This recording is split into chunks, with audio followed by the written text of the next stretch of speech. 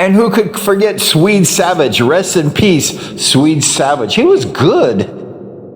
And then we had Dave Galvin. Dave was a fireman, and he was on the Bakersfield Bandits. Dave was a good writer, and he sadly passed away. Rest in peace. We had Bruce Flanders as a spear writer. He was better announcer, a great announcer, but he tried his luck in Speedway. Skip Kennedy. Skipper was racing the Siggy, was racing sexy Jeff Sexton. He was racing all the top stars. Scott Reed was a Speedway rider on his JP. Scott Reed had a couple crashes. He was a good rider. Big Bob Hendrick. He's a supporter of Speedway today. And then we had Don Cullum. He was a good rider. We had the JP rider. And then we had AJ. AJ was a racer. Good racer. We had the unknown muddy racer. We had lots of mud in those days. And then we had number 14 at the Del Mar Fairgrounds. We had lots of crashes in the 70s. We had Bruce Hazarat. We had lots of D2, D3 riders all over the place. There's Fairchild with one of his riders there. We had lots of sliding in the 70s. We have Dave Sims. Dave Sims was a good rider. He raced for the Ventura Sharks, and he was just a good, solid rider. And then we had Terry I. Clatton, the announcer at Costa Mesa. We had Tom Burba. Tom Burba worked his way up from D3 all the way up to D1, and he was competing against the best riders. Tom Burba was a good rider for sure. And he was a good guy. I'd see him at Cody's. And then we have Bert Harkins. Bert was a good, solid rider from Scotland. He wore the kilt. Mark Churf was a good racer. He was a good rider. Then we have Denny Scopoletti. He was a good, solid rider. He's helping the riders today. We had Pat Smith. Next, we have Ron Stewart.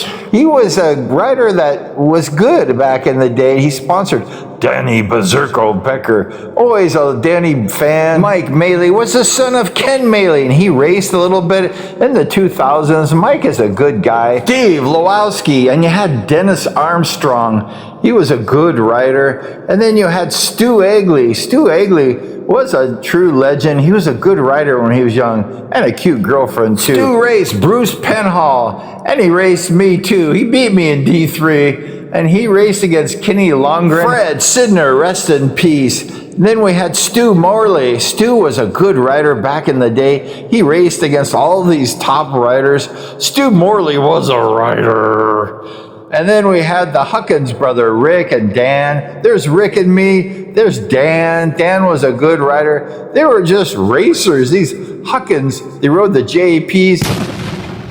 Don Cullum, he was a rider back in the day. And then we had Ron Taylor. I bought my first leathers from Ron. He was a good rider. He wasn't a top rider, but he could race. Those leather pants were mine. And then we had Chris Haynes. Chris was a hardcore dude, made the Hall of Fame. Chris and I, we raced a few times, number 98. He was just a good rider. He was a fierce dude, and he was a competitor, not backing down to anyone.